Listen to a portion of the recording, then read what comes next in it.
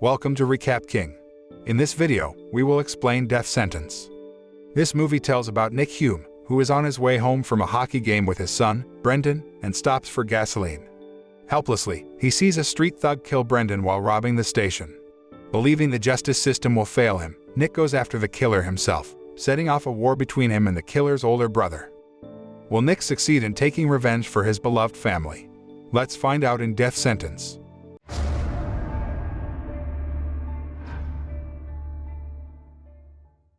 Death Sentence tells the story of a male office worker named Nicholas Humes, living a happy life with his family.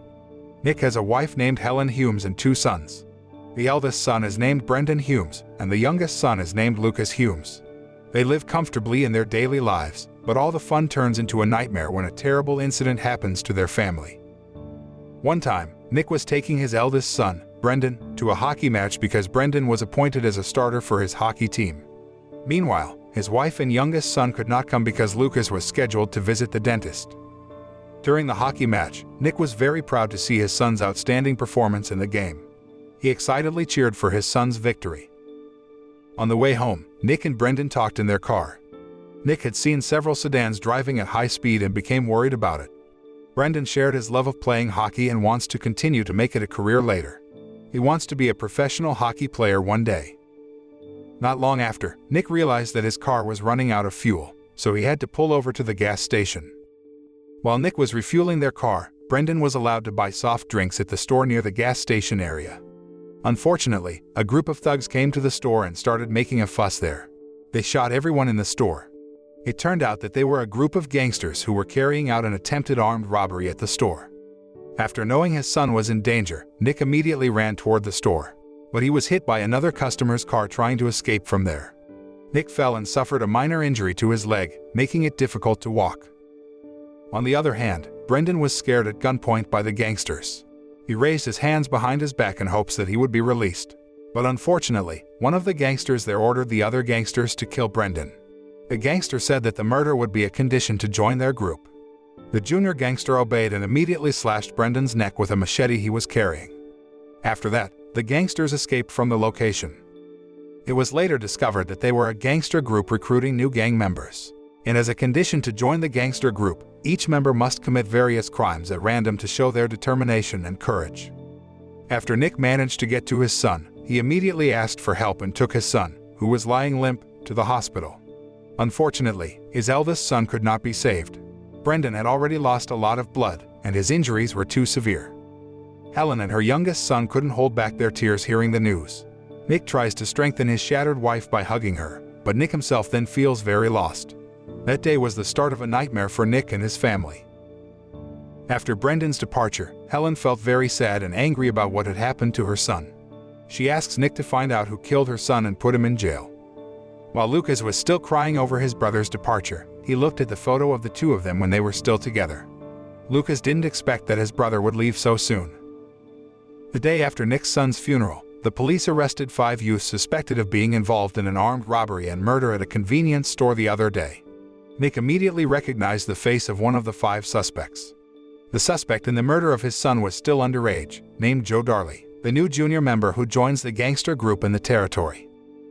Upon further investigation, the police found that the motive for the robbery and murder that occurred at the convenience store the other day was part of an attack by a gangster group to recruit new members.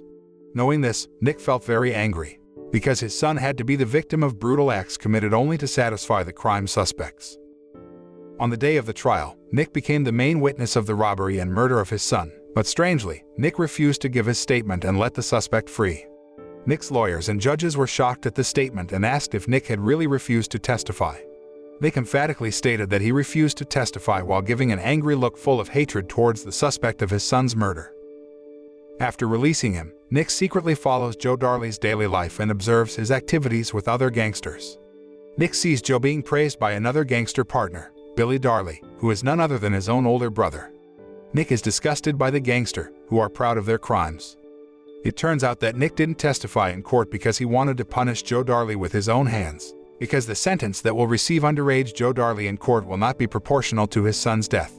Nick plans to kill Joe Darley in revenge for killing his son.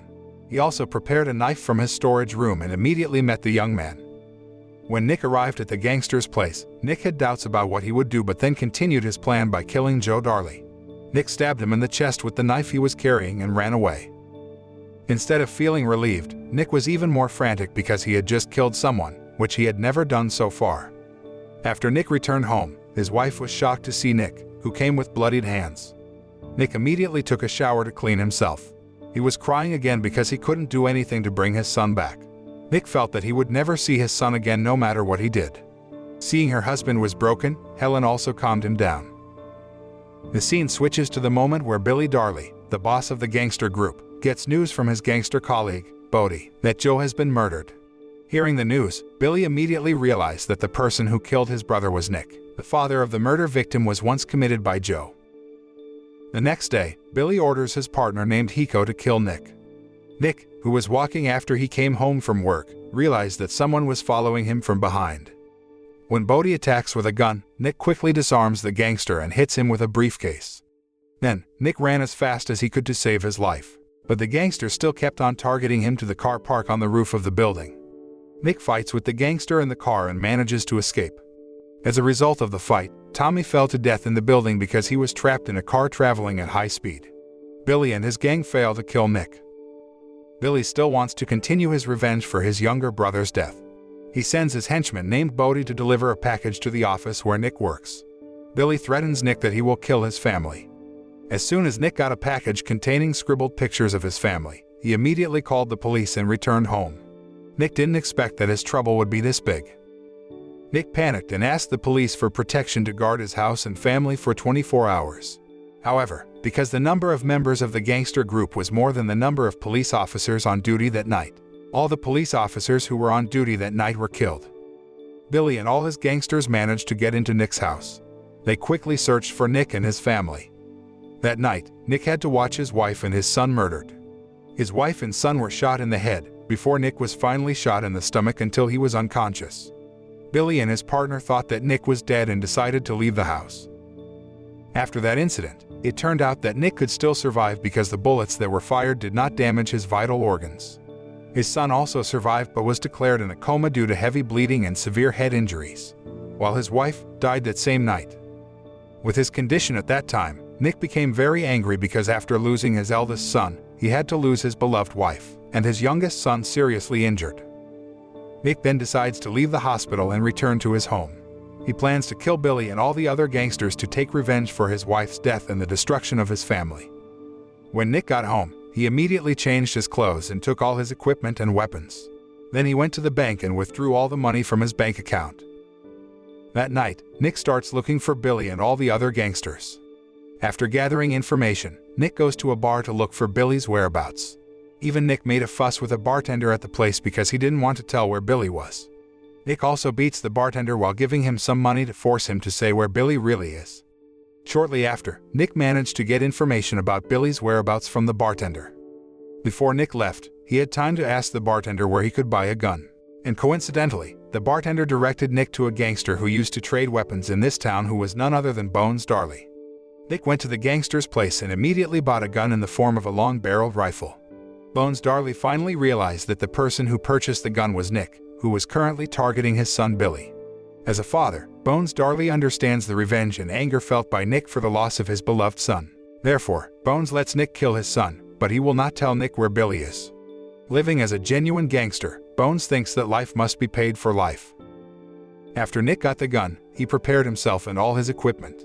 He even shaved his head bald. Then Nick visits Billy's gangster base.